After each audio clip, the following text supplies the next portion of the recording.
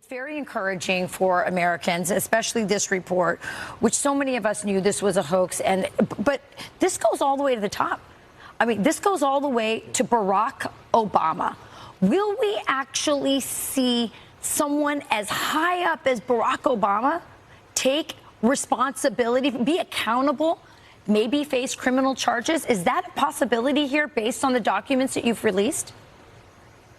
Yeah, Rachel, the seriousness of, again, the implications and the consequences of these actions that were taken demand accountability. The American people not only deserve the truth and accountability, when we look at the future of our country as a democratic republic and the American people's ability to have faith that when they go and cast a vote at the ballot box, that the will of the people will be respected by those in government, whether they be Democrats or Republicans, this is literally what is at stake here. No one, no matter who they are, no matter how high up they are or how powerful they may be, no matter who the intelligence officials or professionals were who were a part of this treasonous conspiracy, there must be accountability. The truth must be shown to the American people in order to ensure that there is this faith and trust and integrity in our democratic republic for the sake of the future of our country. The media is not reporting on this, but this Russia collusion hoax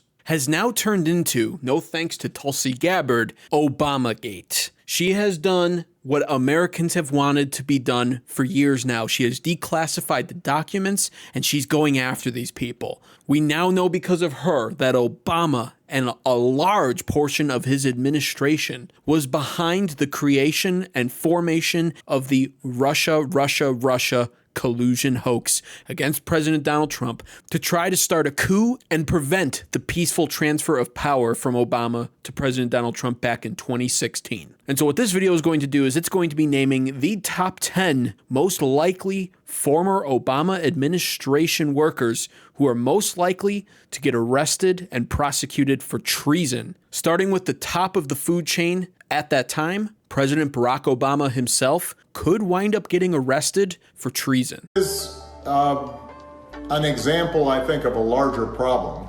Well, two larger problems,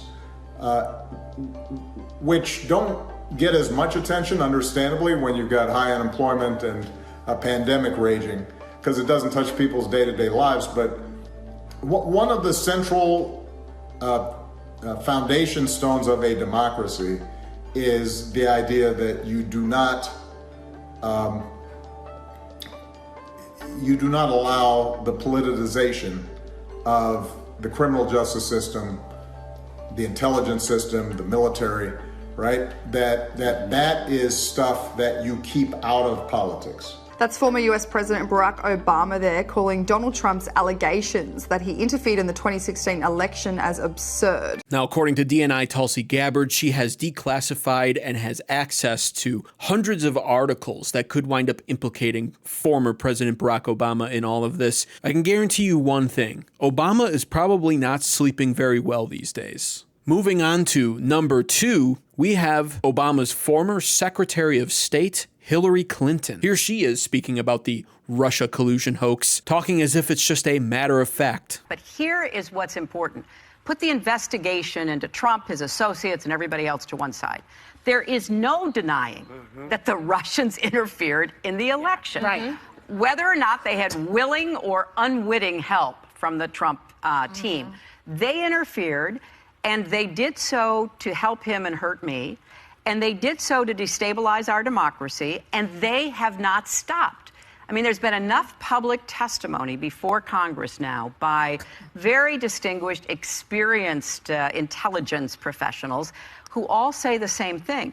This is a clear and present danger to our country. Yeah. Very distinguished intelligence agents have all testified in front of Congress now who say that Russia's interfering and that Russia's working with Trump. Gee, with the benefit of hindsight, how moronic does that look? This just showcases the corruption and filth of the Liberal Party. And I love to see it now because finally they're being exposed.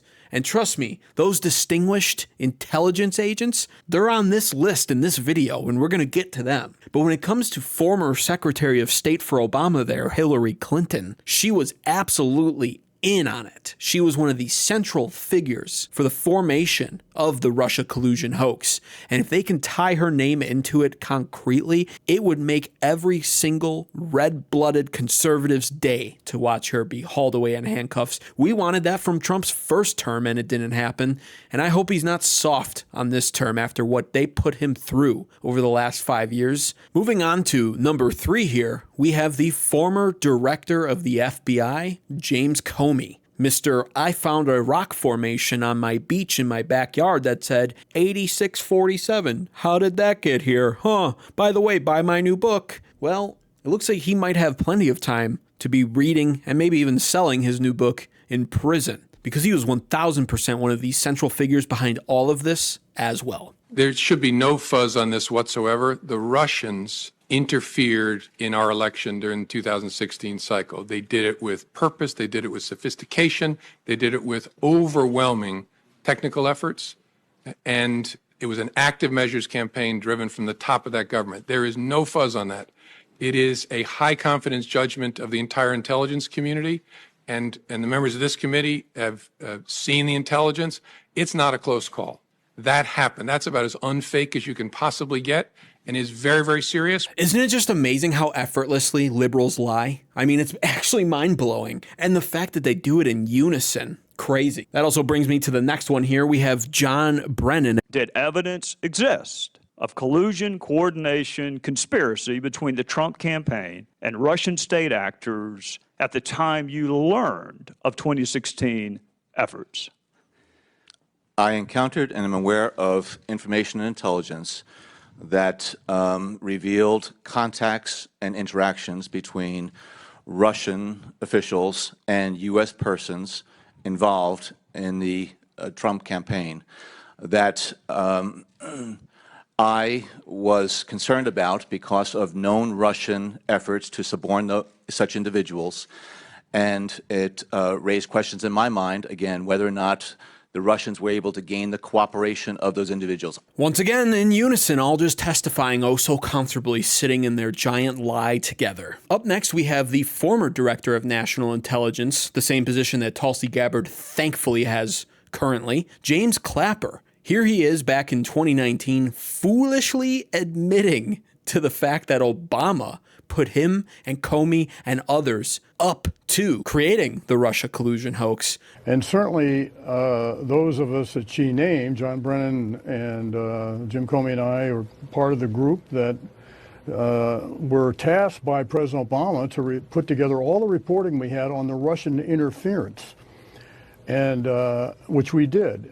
President Obama directly and personally confronted Putin about the Russian interference in September and did not accept at face value Putin's protestations. John Brennan directly did the same thing with his counterpart. On October 7th of 16, we put out a statement. I say we, Jay Johnson, then Secretary of Homeland Security, and I put out a statement, a pretty forthright one, about warning of the Russian interference in our election. It's fascinating to listen to his account back then, back when they thought for sure that no consequences would ever come for creating such a hoax, for spying on the Trump administration, for doing what they did. Now they're on the line for treason, of course, but man, Obama was very involved, even having the nerve to falsely accuse Vladimir Putin to his face of interfering with our elections. Now, next up, we have Susan Rice, who worked in the Obama administration as one of his advisors as well. And this is part of the evidence, in fact, that Tulsi Gabbard has declassified completely and is using. And this was an email that she sent to herself, which was very weird. You can see in the highlights there, I might have to zoom in a bit, but President Obama began the conversation by stressing his continued commitment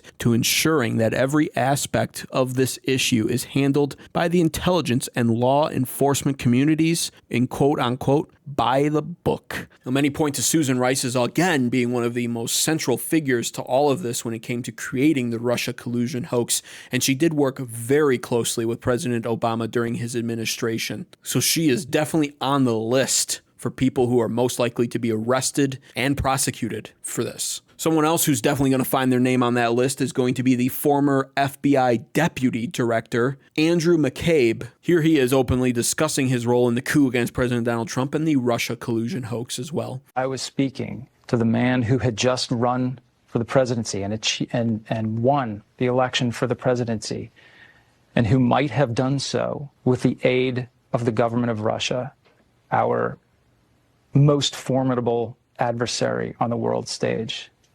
And that was something that troubled me greatly.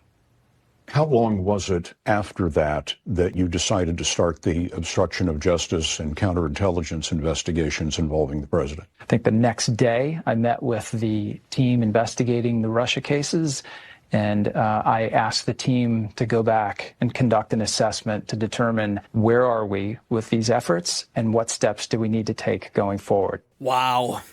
What a man of conviction. I mean, did you see that heartfelt interview that he gave there where I was staring at a man who worked with our enemy, Russia, to win an election, and I just couldn't take it, so I went the next day to see where we were at with the investigations for the Russia hoax. What an idiot. Masquerading as a man of principle and morals, all the while, as it would turn out, he's just another one content to go along with the massive lie that's been created around him. Next up on the list, we have Valerie Jarrett, and she was a senior advisor for President Obama during his administration, and another one that worked very closely with President Obama at the time. Here she is sending some tweets out from two different periods of time when you search Russiagate on X. First on September 2nd of 2017, DOJ, no evidence Trump Tower was wiretapped by President Obama. How much taxpayer money was wasted to figure that out? And then in July 25th of 2019, here she is doubling down on the lie. We know for a fact that the Russians interfered with our 2016 election, and they are trying to do it again right now. Curious why Senate Majority Leader would oppose efforts to protect our elections? Everyone in Kentucky and across the U.S. should ask him to explain himself. Next up on the list, we have Jake Sullivan, and he has held many positions within the corrupt Obama-Biden administration. He was the National Security Advisor to Vice President Joe Biden. He was the Deputy Chief of Staff for Secretary of State Hillary Clinton, and he was the Director of Policy for Obama in 2013. And this is him elaborating on an even more in-depth version of the Russiagate conspiracy, talking about how there was supposedly some weird Russian bank that they were working on tracing funds that were sent to likely Donald Trump. Last week, CNN reported that the FBI is still investigating what's being described as this odd link between a computer servers at a Russian bank called Alpha Bank and a server over that dealt with Trump, the Trump organization and the Alpha Bank. They've denied any contact. The allegation originally, as you well remember, came up during the presidential campaign in an article in Slate magazine. It was widely dismissed at the time. At the time when you were working for the Clinton campaign, you issued a statement calling it a secret hotline between Trump and Russia. How surprised were you to hear last week that this investigation is still ongoing? I wasn't surprised, because what we learned during the campaign was that very serious computer science experts, people who work closely with the United States government, had uncovered this secret hotline between the Alpha Bank, the Russian bank, and the Trump organization. Now, of course, we didn't know for sure if in fact that were the case, but we knew that it should be investigated. And we knew that given how serious these computer scientists were, they weren't just making up crackpot theories. Jake Sullivan was so involved within the Obama administration that there's no way he didn't know that this was a hoax, a lie created by Obama and his top people. There's no way that he didn't. You can almost say with 100% certainty he was again one of the central figures in creating this hoax. Then to go from there and pretend like it's real and advise workers in the White House, on the staff, etc., the FBI, the CIA, the national intelligence, all of it. You then go and tell them you need to look into this and this and this, and you just go on TV and peddle more lies, expand the lie. He is literally lying here, talking about this bank and how it was a secret communication between Trump and Russia, knowing with 100% certainty that that's a lie, and he said it anyway on national television. And the problem is, of course, liberal voters are so dumb that they live to parrot the narrative of their media overlords. And so to this day, you still have dozens and dozens, I'd say thousands of liberals on the internet, on social media, insisting that President Trump is bought and paid for by Putin, and that Putin is our president right now because Trump is in office. Finally, You may remember this former embarrassing presidential candidate. I know I do from when I was a kid. I thought he looked like the typical sleazy politician. John Kerry. He worked under the Obama administration as well, and just like anybody else in that administration, it seems, he helped perpetuate the Russia hoax lie. Here he is briefly talking about how unfit for office President Donald Trump is. This was, of course, years ago now. We have a president who is not capable of doing the job. This is unbelievable. This is a presidency this is a genuine constitutional crisis.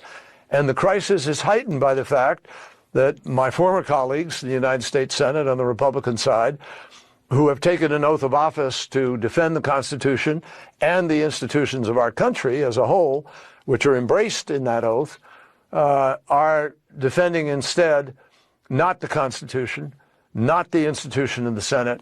They're defending party and the president. All right, first and foremost, what I want you guys to do right now is give this video a like right now if you want to see at least some of these names get arrested, prosecuted for treason, and thrown in prison for lengthy sentences. However, if you voted for John Kerry or you thought he would have made an amazing president, make sure to dislike this video and never come back. You gotta hand it to Democrats. There's one thing they do incredibly well, and that is that they stick together like glue. They create these ridiculous lies and hoaxes over and over again, and then unanimously work to peddle them to the American people and weaponize them against the rival Republican Party. And they've been effective with this in the past. However, those days have come to an end. With the power of social media and the free speech that's afforded to us online because of platforms like X, True Social, Rumble, etc., just the internet in general being an incredible record of conversation now,